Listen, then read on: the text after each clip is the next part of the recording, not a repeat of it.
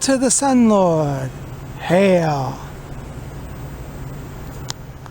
And look, tubies, there are 3 mystic signs, 3 giant ravens in the field. There are 2 over there. I hope you guys can see them. It's hard to see. And 1 right there. The triple raven is an ancient sign of blessing, of protection, and of power. Hey tubies, it's Lord Ision. Well, it is so awesome to be back with you. Well, we're out on the town. I want to give a big shout out and say thank you. Thank you to all of you who came out to yesterday's video. We did a live stream messages from the spirit world. If you didn't see that, check it out. It's in the queue right before this one. We had a lot of spirit guides and angels and loved ones come through to help people yesterday. So make sure to go over there, watch it, and give me thumbs up. You guys are the best. Well, it's Wiccan Wednesday, and I'm out and about. And we're going to talk about one of my favorite subjects today. You notice our Sun Lord is up there shining down. Well, what is the Sun Lord? He's a giant star. And we're going to talk today about the witch's sign of power, the star, the magical star of the witches. So hang out with us. Well, according to my iPhone, it's registering 90 degrees Fahrenheit today. But I swear to you, I know it's a lot hotter than that. It's at least 100. But that's all right. We're walking along and trying to avoid too much heat. Tubies, we're going to have lunch today at one of my favorite restaurants, Indo-Chin. But as I'm walking past this preschool, I noticed in the window they've done some artwork the students have. So they've got, look, they made little grapes here. And they've got corn. Oh, it's bubble wrap corn. Oh, that's interesting. Oh, I love that. And watermelon. Well, you know, we are into August and we are at the harvest seasons now. So I think this is wonderful. You know, we had Lunasa recently, which was the first harvest festival on the 1st of August. And so I think it's appropriate that the kids have that. Well, here we are outside Indo-Chin, my favorite place. Well, let's go get some lunch, shall we? Well, tubies, here I am safely ensconced in my booth at Indo-Chin restaurant. It's a lovely place. And look what just arrived, my appetizer. I got samosas with tamarind sauce and mint chutney. I got me a cool iced tea and some ice water. I got to drink a lot of water today. It's hot. It's like 100 degrees. We're living large. Oh, tubies, these samosas are delicious. They're like a pastry dough, a flaky, light dough, and they're filled with potatoes and peas and carrots and a curry sauce. Absolutely spectacular. Yum.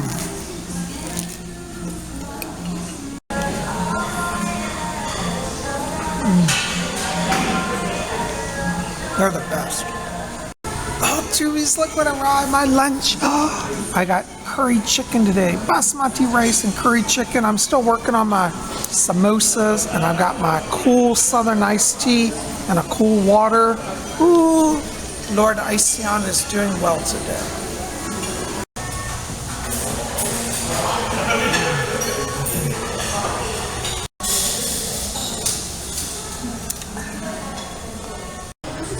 Oh, that was a great lunch.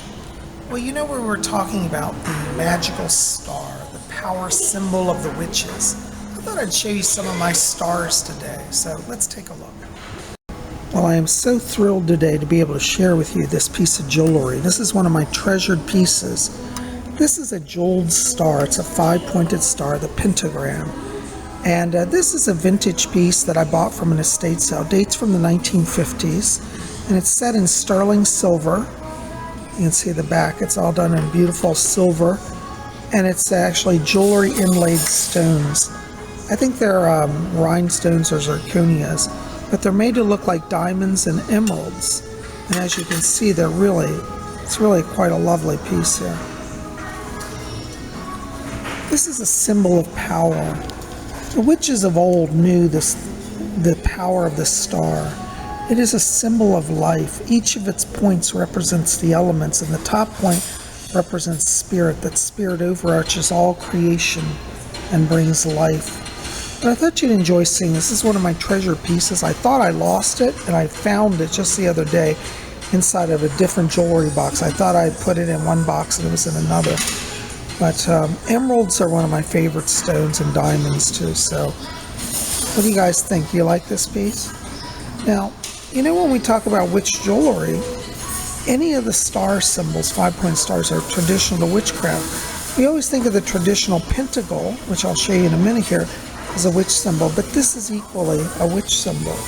So think about, you know, bringing this symbol into your life. Let's look at some other pieces, shall we? I happen to bring one of my little jewelry cases with me today to lunch. So we're going to open that up and take a look at some of my treasures here. Now, most of the time when Wiccans talk about the witch's star, this is generally the image that comes to mind, or that most Wiccans wear. It's a 5-pointed star, and you'll notice that it's interlaced, which is really cool. I love this pendant because it's interlaced. By the way, I have to polish all my silver, so please pardon the tarnish. And the star is oftentimes encircled by a circle. Now, it doesn't have to have a circle. Like, for example, our earlier star has no circle, yet it's still a witch's star. And so the circle represents the universe, the cycle of life, and that deity binds all the elements together and brings life. This is a wonderful traditional Wiccan pentacle. I have another here which is lovely. This has a double circle around it. Sometimes when witches cast their circle, they'll do 2 rings or 3. There's really no limit. Traditionally, you do go around once, but you can go around the circle several times. So that represents strength, fortified protection. Now, these are what we call open stars. You can see through them and see the bars. But you could also, equally as a witch, wear a closed star. This is a solid star. It doesn't have the open lines. It's just a solid star. This is done in sterling silver with turquoise, as you can see it. This is still a 5-pointed star. And like our other one earlier, this would be what we call the closed stars. So solid star. And then here's another one. So there are a lot of different ways to wear the magic star. And I encourage you to bring the magic star into your life. Once you start wearing it, you'll sense its protective power. You really will. You know, Lord Ision's crazy about his star jewelry. So here's another one of mine. Back in the 1970s, this was what they would call diamond cut jewelry. It was much more popular back then. They would literally take a saw and they carve into the jewelry, and it creates a more sparkling effect by the cuts. This is an old pendant that I have that is another open star, but it's diamond cut, as you can see. And then here's another 5-pointed star. Even though it's open, it doesn't have the intersecting lines, but it's a beautiful 5-pointed star as well. Any of these, as I said, would be valid to wear as a Wiccan symbol, you know. And here's another star. This is interesting. This one has a moonstone inset. It's done in silver. This one is slightly domed, so the star is a little narrower and it's curved. Do you see how the stone sits up? Kind of like a dome effect. Isn't that interesting? So there's another example of the magic star. So the magic star takes so many forms. And for those of you who want to join the Mystics of the Silver Star, you need to think about, you know, getting a silver star pendant for yourself. And these are just some examples. It doesn't have to be like these ones, but these may give you some ideas as you're exploring getting a star pendant to wear as a member of the Mystics of the Silver Star. So there you go. Here's another one of my favorite silver star pendants. This is like a priestess drawing down the moon or the sun, but it's a pentagram or pentacle, so she could be drawing down the sacred star. And this has a labradorite inset. I don't know if you can see it. It's a labradorite. When I first bought it, I thought it was an amethyst, but after I got it home in the light, I realized I bought labradorite. But that's okay, I really like it. So there's another one. So as you can see, we have a lot of different ways we can embrace wearing this symbol of Wicca. It's it's an ancient symbol. It represents life, because the pentagram, it's believed, well, let me just back up a little bit. It was believed that evil brought death. So like the evil eye, people cursing people brought death. How did you counteract death? curse or death wishes, you counteract it with the power of life, because life is stronger than death. And even when death occurs, ultimately life comes again from it. So life is the most powerful force. And it was believed that the star represented life because it meant that all the elements of the universe were guided by spirit, and the cycle of life would continue. So there was power in the symbol.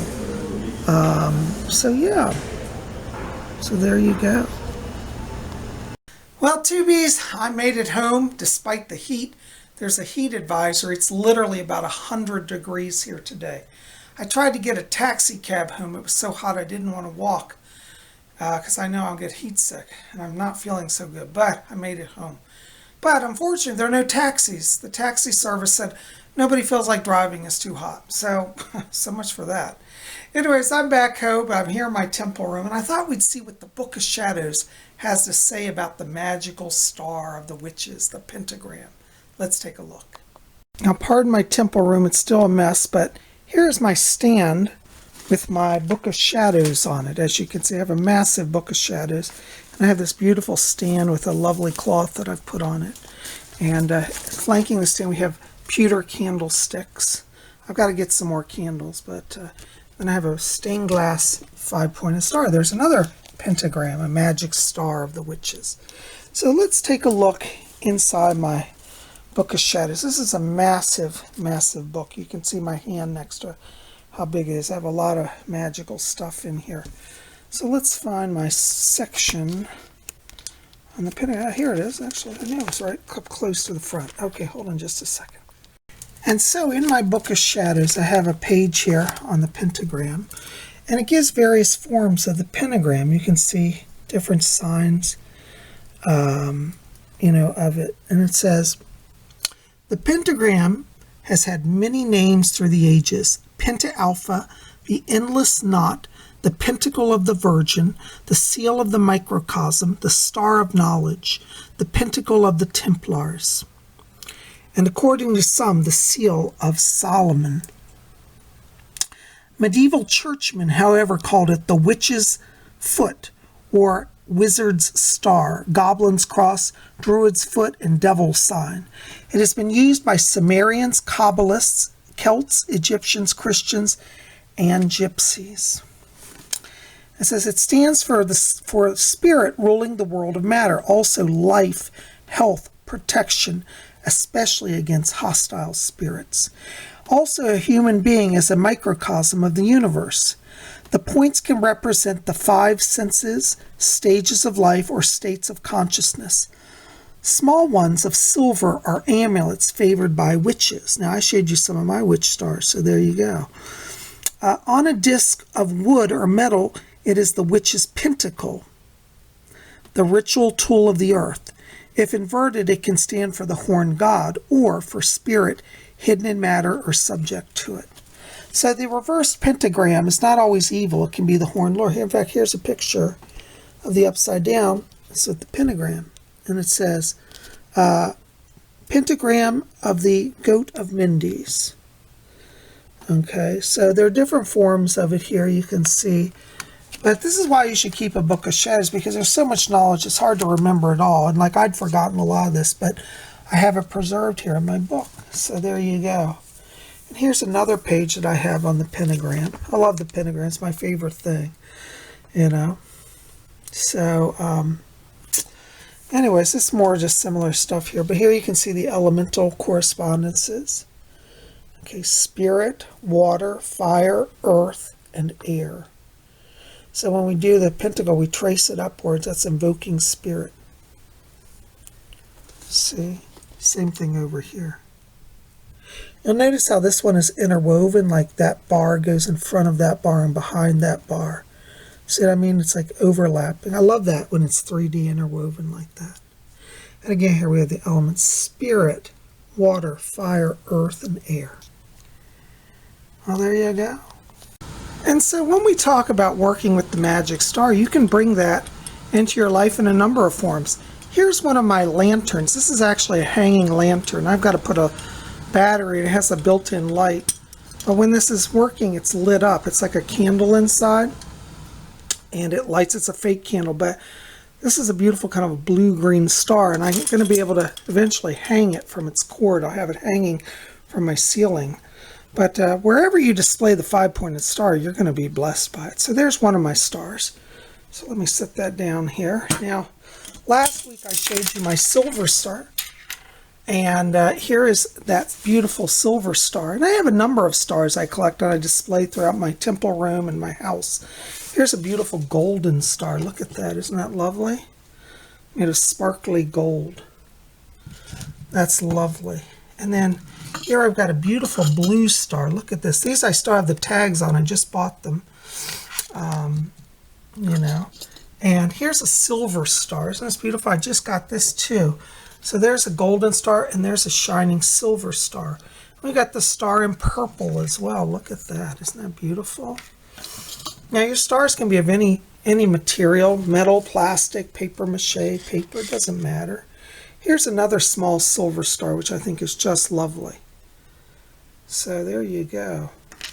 And here's one I got. It's made of metal. It's a tin star. Shiny silver. This would be a great star to also represent the mystics of the silver star. So as you can see, stars are not limited in their color or materials. They can be anything. As I said, that's paper mache.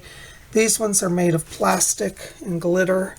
These ones are tin. Here's a dark blue star. So there are a few options for you to think about in terms of decor for star decor. One of the ways I like to use the mystical star is I'll put it outside my doorway. Here's the entrance to my temple room, and hanging on the wall outside is a lovely little silver star, and it's been painted to look like it's frosted metal. So it's got some like white frosty sort of paint on it. But isn't that beautiful? There's a silver star. Traditionally in Wicca and witchcraft, the white star, the silver star, is considered the most powerful. It has the most magic. So I put these up as protectors around my house. So in my hallway here outside my kitchen, I also have another star in this area by this door. And here in my temple room, right next to my Book of Shadows on the wall, I have a giant golden star. This is a rather large one here. Isn't that beautiful? And that just stands on the wall here as a kind of a guardian to overlook and protect my Book of Shadows. Over on the wall near my Green Man altar area, I have a beautiful mystical black star. Contrary to popular belief, black star does not necessarily mean evil and ominous. It's actually a sign of protection, great power. And then here is my Green Man, and above him I've got a beautiful star, a 5-pointed star of pine cones and greenery. So it's the Green Man star. So as you can see, the star is a big part of Lord Ision's life. I have them throughout my home. These are just a few. I actually have more, but I could spend all day talking about it. But I just want to come here today to share with you some ideas, to introduce you to the ways you can bring the mystical 5-pointed star, the pentagram, the witch's star of power, into your life. So now in closing, I will leave you with the blessing of the star. Here this pentagram I lay, for blessing of my tubies by night by day. May you be blessed by this star, whether near or whether far. May you have all that you need, so mote it be. And so mote it be.